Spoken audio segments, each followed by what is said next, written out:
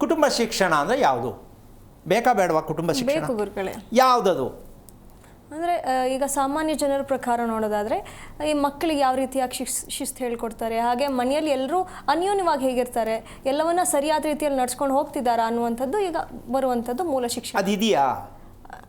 ಇಲ್ಲ ಗುರುಗಳೇ. ಹೇಳ್ತದೆ ಸರಿ, ಇದೆಯಾ? ಇಲ್ಲ. ದೇವಸ್ಥಾನಕ್ಕೆ ಹೋಗ್ತಾ ಇದ್ದೀನಿ, ಒಳ್ಳೇದಂತೂ ಆಗಿಲ್ಲ ಅಂದಂಗೆ ಅಲ್ವಾ? ಹೌದು. ಹಾಗೆ ಹಾಗಾದರೆ ಕುಟುಂಬ ಶಿಕ್ಷಣಕ್ಕೆ ಕುಟುಂಬಕ್ಕೊಂದು ದೇವರಿರುತ್ತೆ. ಹೌದಾ? ಕುಟುಂಬಕ್ಕೊಂದು ದೇವರಿರುತ್ತೆ, ಕುಲದೇವರು. ಯಾವುದೋ ಒಂದು ಅವ್ರು ಇಷ್ಟು ಬಂದಂಗೆ ಹೇಳ್ಕೊಳ್ಳಿ, ಮನ ದೇವರು, ಕುಲ ದೇವರು, ಗ್ರಾಮದ ದೇವರು, ಏನೋ ಒಂದು ಹೇಳ್ಕೊಳ್ಳಿ, ಒಂದು ದೇವರಿರುತ್ತೆ. ಮನೇಲಿರೋ ಕುಟುಂಬದವ್ರು ಎಲ್ಲರಿಗೂ ಒಂದೇ ದೇವ್ರು ಹೋಲಿಕೆ ಆಗಲ್ಲ. ಹೌದು. ಅಲ್ಲೂ ಡಿವೈಡ್ ಆಗತ್ತೆ. ನನಗಿಷ್ಟ ಇಲ್ಲ, ನೀವು ಬೇಕಾದ್ರೆ ಹೋಗಿ ನಾನು ಈ ದೇವ್ರಿಗೆ ಹೋಗ್ತೀನಿ, ಅಥವಾ ಗಂಡ ಹೆಂಡತಿಲೂ ಬರ್ಬೋದು ಇದು. ಹೌದು ಅಲ್ವಾ? ಹೀಗೆ ಹಲವಾರು ಕುಟುಂಬಗಳಲ್ಲಿ ಈ ವ್ಯಾಖ್ಯಾನ ತುಂಬ ಇದೆ.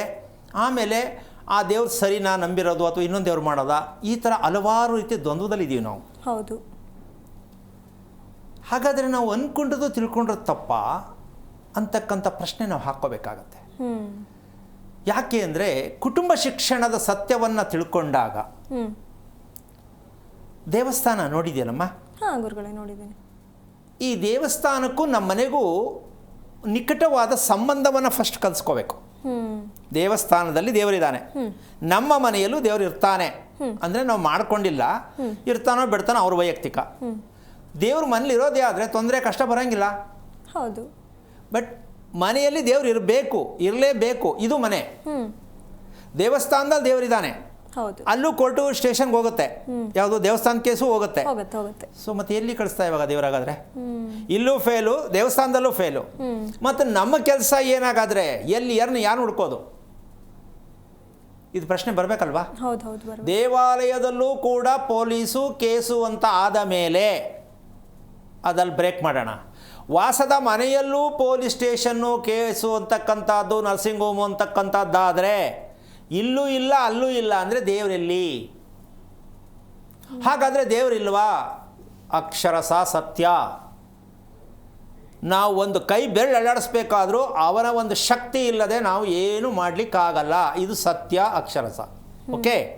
ಹಾಗಿದ್ಮೇಲೆ ಇಲ್ಲಿ ಎರಡೂ ಕಡೆ ಫೇಲ್ ಯಾಕಾಯಿತು? ಇದ್ರ ಪ್ರಯತ್ನ ಯಾರ್ದು? ದೇವಸ್ಥಾನ ಕಟ್ಟಿದ್ಯಾರು? ನಾವೇ ಕಟ್ಟಿದ್ದು. ಮನೆ ಕಟ್ಟಿದ್ಯಾರು? ಅದಕ್ಕೆ ಫೇಲು. ದೇವರು ಬಂದು ದೇವಸ್ಥಾನ ಕಟ್ಟಿಲ್ಲ, ದೇವರು ಕೈಲಾಸದಿಂದ ಬಂದಲ್ಲಿ ಕೂತಿಲ್ಲ. ಸೊ ಇದರಿಂದ ನಮ್ಮ ಪ್ರಯತ್ನಗಳು ವಿಫಲತೆ ಆಗೋದಕ್ಕೆ ಕಾರಣ ಏನು ಅಂದರೆ, ನಾವು ಮೂಲವನ್ನು ಅರಿಯದೆ ತಿಳಿಯದೆ ದೇವಸ್ಥಾನ ಕಟ್ಟಿರೋದ್ರಲ್ಲೂ ಫೇಲೆ, ನಮ್ಮ ಮನೆ ಕಟ್ಟಿರೋದ್ರಲ್ಲೂ ಫೇಲೆ, ನಮ್ಮ ಬದುಕು ಫೇಲೆ. ಹಾಗಾದರೆ ಸಕ್ಸಸ್, ಪಾಸ್ ಯಾವುದು? ಸೈನ್ಸಲ್ಲಿ 98 ತೆಗೆದೆ ಅಂದ್ರಲ್ಲ, ಅದೊಂದೇ ಸಕ್ಸಸ್ ಅಲ್ವೇನಮ್ಮ? ಸೈನ್ಸಲ್ಲಿ 98 ಗೊತ್ತಾ? ಅದೊಂದೇ ಸಕ್ಸಸ್. ಅದನ್ನೇ 3 ದಿನ ಬಿಟ್ಟು ಅದೇ ಪೇಪರ್ ಕೈ ಕೊಟ್ಟರೆ 56 ಬರೋದು. ಆಗುತ್ತಲ್ಲಮ್ಮ? ಹೌದು ಗುರುಗಳೇ. ಅವತ್ತು ಬರೆದ್ರು, 3 ದಿನ ಬಿಟ್ಟು ಪೇಪರ್ ಕೈ ಕೊಡು, ಬರಲ್ಲ, ಅಷ್ಟು ಬರಲ್ಲ. ಅಂದ ಮೇಲೆ ನಾವು ಕಷ್ಟಪಟ್ಟು ಆ ದಿನಕ್ಕಷ್ಟೇ ನಾವು ಬದುಕ್ತಾ ಇರತಕ್ಕಂಥ ಈ ಪೀಸ್ ವರ್ಕ್ನ ನಾವು ಮೊದಲು ಬಿಡಬೇಕು. ಶಾಶ್ವತವಾದ ಕೆಲಸ ಬೇಕು ನಮಗೆ, ಕಟ್ಟಾಗೋ ಕೆಲಸಗಳು ಬೇಡ.